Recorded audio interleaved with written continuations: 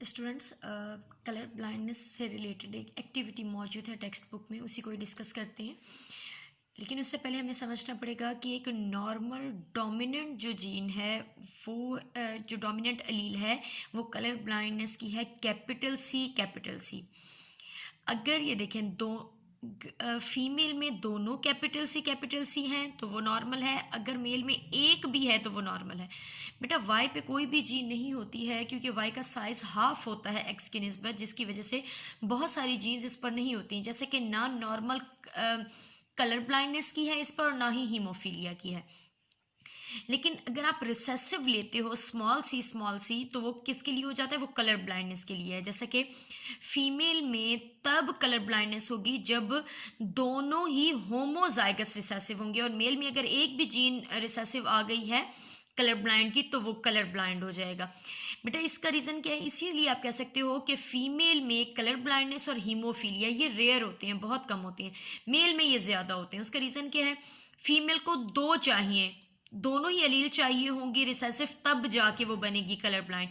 अगर एक रिसेसिव है एक डोमिनेंट है तो वो नॉर्मल होगी लेकिन कैरियर होगी। लेकिन मेल के पास मतलब आपने वाई को कंसीडर ही नहीं करना, जो भी जीन एक्स पर होगी, चाहे डोमिनेंट है तो मेल नॉर्मल है, चाहे रिसेसिव है तो मेल कलर ब्लाइंड है।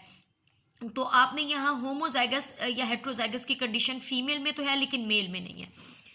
अब यहाँ पर जो एक्टिविटी बुक में मौजूद है उसके अकॉर्डिंग एक फीमेल है लेकिन नॉर्मल है और उसका फादर रेड कलर ब्लाइंड है, जिसको हम किससे शो करेंगे, स्मॉल सी से, और डोमिनेंट यानी कि नॉर्मल कंसीडर होगा कैपिटल सी से। लेकिन मैंने यहाँ पर जो रिसेसिव यानी कि कलर ब्लाइंड के लिए है उसे ग्रीन कलर से शो किया है, जो नॉर्मल है उसे ब्लैक कलर से शो किया है।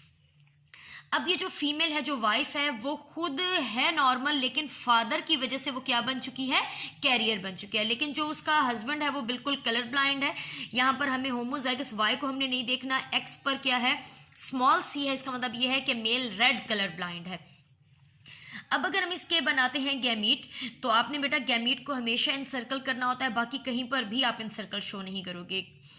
अब फीमेल एक्स एक गैमीट के अंदर कैपिटल सी यानी कि डोमिनेंट चला गया, एक में कलर ब्लाइंड के रिसेसिव, मेल तो था ही, आप कह सकते हो कलर ब्लाइंड, तो सी पर आ गया, मतलब एक्स पर आ गया सी स्मॉल यानी कि रिसेसिव और वाई, ये गैमीट बने। सबसे पहले इस गैमीट को मेल फीमेल की वाइफ के इस गैमीट को जब इसके साथ फ्यूज़ करेंगे तो हमारे पास ये कंडीशन आती है, ठीक है। फिर इसी को सेकंड के साथ तो ये कंडीशन आती है, फिर जो सेकंड एक्स है सेकंड गैमीट है उसको फर्स्ट के साथ, और फिर सेकंड को सेकंड के साथ। तो हमारे पास जो फिनोटाइप आ जाता है, ये फिनोटाइप है, ये जीनोटाइप है। ये बेटी नॉर्मल है, ऐसी फीमेल की बेटी नॉर्मल है लेकिन कैरियर है। किसकी वजह से कैरियर हुई है, अपने फादर की वजह से।